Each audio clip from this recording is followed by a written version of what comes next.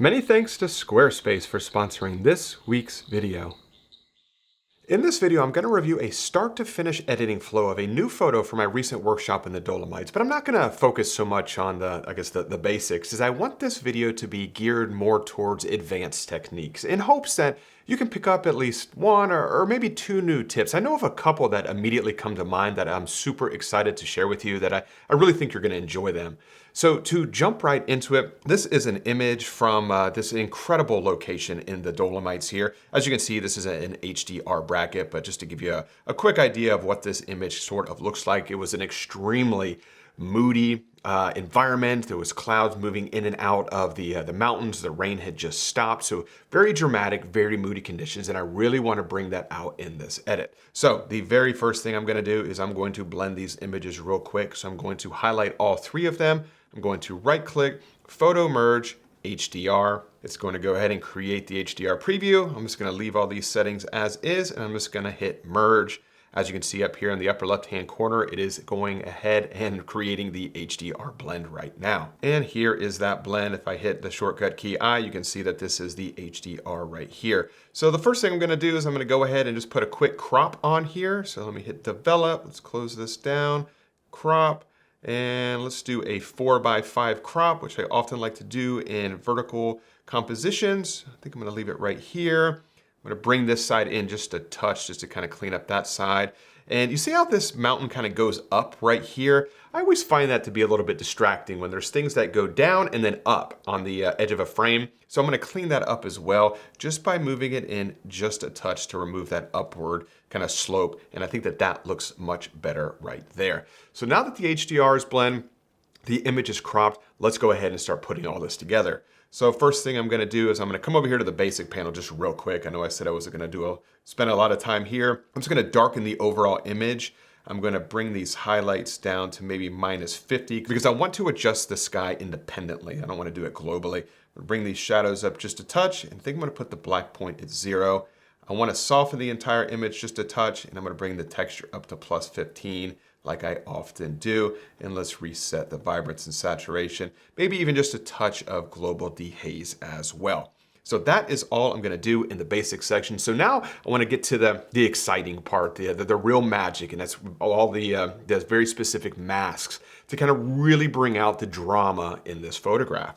So I'm going to come up here. I often do this just to start things off. I'm just going to hit sky. It's going to create the sky mask right here. I'm just going to bring the exposure down just a touch, nothing crazy. And I'm going to bring the highlights down a fair amount as well to about right there. I don't like how blue this is. I want to warm it up just a touch. So I'm going to bring it to maybe around right here to start things off. I think that that looks pretty good. I'm going to create one more mask here. I'm going to do a linear gradient. I want to drag it from, I think I'm going to drag it from all the way over here, just across this upper left-hand corner because I want to create some dimension in the sky. And I'm going to darken this a little bit more. You can already see that it was darkened to begin with. I'm just going to darken it just a touch more. Something I forgot to do in the overall sky is I want to add some clarity in here. As you can see, when you rock clarity back and forth, it really brings a lot of structure into the clouds. So I'm going to bring it up to about right there. Nothing too crazy. And I think that that looks good. And then here is that linear gradient across the upper left-hand corner of the sky, just to kind of darken things just a touch. Maybe I'll darken it just a little bit more just to make it more easily seen at home. Now this next technique is super cool. It's what I'm going to basically do is add some backlighting to the mountain. And it sounds kind of confusing, but it's super simple to do. So as you can see that there's a lot of light. Let me move this over. There's a lot of light coming through the behind the mountains here. And I really want to bring that out. So what I'm going to do is I'm going to hit plus. I'm going to hit radial gradient. I'm going to draw a radius around this area here. I'm going to put it on an angle, maybe not quite that big, and we're going to drag it to that general area. Let's pull it out here a little bit more, maybe bring it up a touch, put it on a little bit more of an angle. But what I want to do is I want to remove the mountains from this mask because I don't want the mountains to receive this additional glow. I want it to be the sky behind the mountains. So what I'm going to do is I'm going to come over here and I'm going to hit subtract. I want to subtract from this mask, and I'm going to subtract from it by using the color range. I'm going to hit the shortcut key O to turn the mask off. I'm going to draw a square around the mountain here because I'm basically telling Lightroom that I want to remove this area, these colors from this mask. And when I turn the shortcut key O back on, or when I hit shortcut key O, you can see exactly what that did. All of the mountain range is completely masked out, and only the areas behind the mountains are included in this mask. So when I bring the sky, the exposure up, you can see what that has done. So I'm gonna bring it up a fair amount here because I really wanna bring that out. I'm gonna bring that to almost 2 full stops up. Let's bring the highlights down just a little bit. Maybe bring the whites down just a touch as well. We could add a little bit of contrast right through there. And when I toggle this on and off, look at what that did. Very, very refined. And what that does is it adds some additional drama in the sky. It makes the sky even more interesting because you know how we darken the upper left-hand corner of the sky. Now we have this glow behind the mountains, which was actually there in the photo. This wasn't anything that was created falsely, if you will. It was already there. We're just bringing it out in a very highly targeted way. So as I toggle that on and off, you can see what that has done, and it made an absolute world of difference in my opinion. I absolutely love that. I'm gonna create a new mask, and what I wanna do now is I really wanna bring out a lot of the fall color, and I wanna add some additional exposure to this side of the image. Let's hit radial gradient. We're gonna draw this right through here. Let's put it on an angle and drag it over here. I wanna put the center point on the edge of the frame because I want it all to bleed out from, or I should say bleed in from the edge into the center of the photograph. So I'm gonna drag it all the way across, leave the feather at 75, and let's increase the exposure here. Let's add a little bit of contrast. Maybe we'll bring up the shadows just a touch as well. You can see what that is doing. Let's go over here to dehaze because I wanna add some dehaze to that area. I wanna make it a little bit more, I should say focused, not so washed out. Maybe reduce the black point just a touch. And if I wanted to do that same technique to get highly targeted, I could hit subtract again, subtract by color range, and let's just pick this area right here. We want to subtract the mask from that area. And when I hit the shortcut key O again, now you can see that it's only targeting the trees because we remove this color from the mask. So let me turn that mask off. And now when I bring it up, look at that. It only is targeting the tops of those trees, which is ultimately what I really want to happen. So let me toggle this on and off so you can see. I really, really like that because at the end of the day, there's two aspects of this photograph I love the most. One, the fall color. 2, the conditions, and I really want to bring those out. Now, next thing I'm gonna do is I'm gonna come over here, I'm gonna create another radial gradient because if you remember when I kicked off this, the video, or the edit, I should say, I made the image darker. I wanted to underexpose the image because I really wanted to brighten this area up specifically. So I'm gonna drag it to about right here, and let's just bring some additional attention to the center of the photograph, add some contrast and some dehaze. I like to add contrast, a little bit of positive dehaze to certain areas that I increase the exposure on because sometimes when you increase the exposure in a certain area, it kind of looks a little washed out a little bit. So I want to have the luminance effect of increasing exposure. That was a weird way to say that. I want it to be brighter, but I don't want it to be washed out. And this is a great way to do that. So I'm gonna bring that up a little bit. Let me bring it up just a little bit more. As I toggle this on and off, you can see that. So it's definitely drawing additional attention to the little, it's actually a little church in the background. So let me bring it up just a little bit more so you can see that. And I'm gonna create one more mask now. And this is a great technique to create additional depth in a photograph.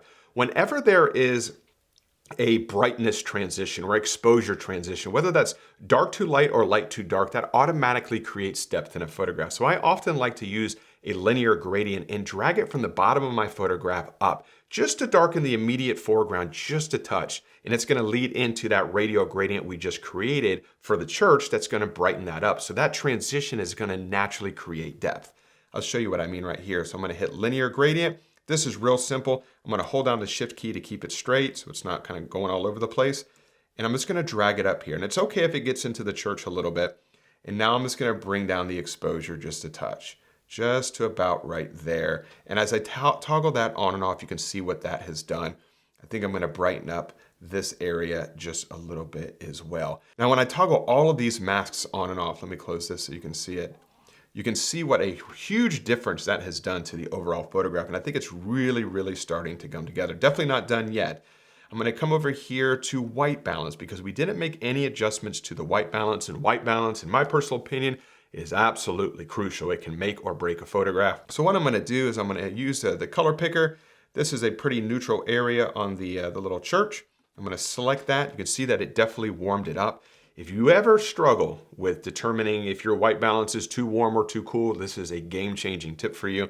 Once you have your white balance set, come down here to vibrance, put it at plus 100, come down here to saturation, plus 100, and go ahead and just look at the overall balance of these tones.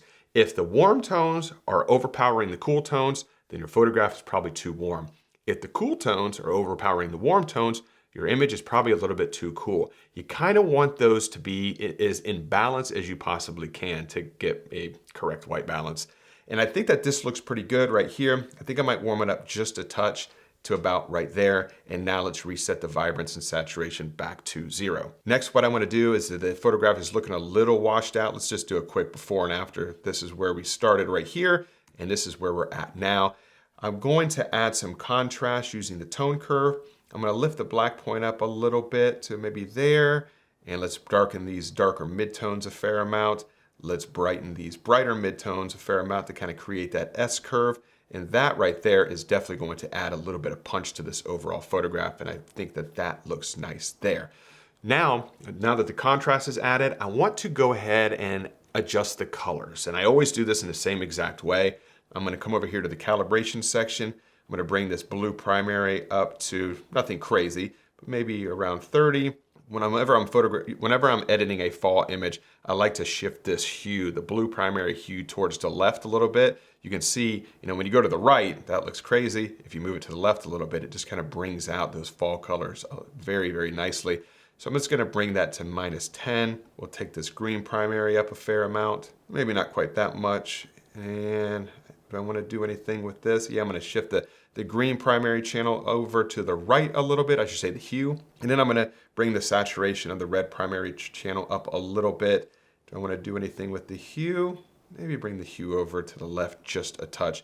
And as we toggle this on and off, you can see what that has done. It might look a little bit overdone right now, but then here in the color mixer section is when I kind of fine tune this. So now I'm going to come over here to the color mixer section, and we are getting close to being finished, but I want to use the color picker here, and let's select these colors because I want to bring down the saturation of some of these a touch. Maybe bring the yellow down a little bit as well to maybe about right here. We'll bring the reds down. I'm going to come over here to luminance, which is the brightness value of a certain color. And let's increase the luminance of the orange channel. As I rock this back and forth, you can see what that's doing, but very subtle. Do the same thing with the yellows as well. Bring that up just a touch. I'm going to come over here to the hue. And I want to kind of play around with the green a little bit. I'm going to bring the greens over to the left, kind of shift the greens more towards yellow. And then I want the yellows, and I want the yellows to be more green because now there's too many colors in this photograph. You got greens and yellows and reds and any blues in the sky. It's just too many colors. I find that if you can simplify a color palette to maybe two colors or maybe 3 at the most, it just makes the image a little bit more easy on the eyes. So I'm going to shift the yellows more towards orange, and plus it makes it look a little bit more like fall as well. I think that is looking pretty good. I'm going to come over here to saturation because I want to add a little bit more blue back into the scene, nothing crazy. Actually, now that I toggle this back and forth, I think I'm going to remove it. I changed my mind to about right here. And you'll notice that this area of the fog was not selected when we were editing the sky. So what I'm going to do is I'm going to come back up here to mask. I'm going to hit plus. I'm going to hit brush, and I'm just going to paint over here, these areas like this, maybe a little bit up here.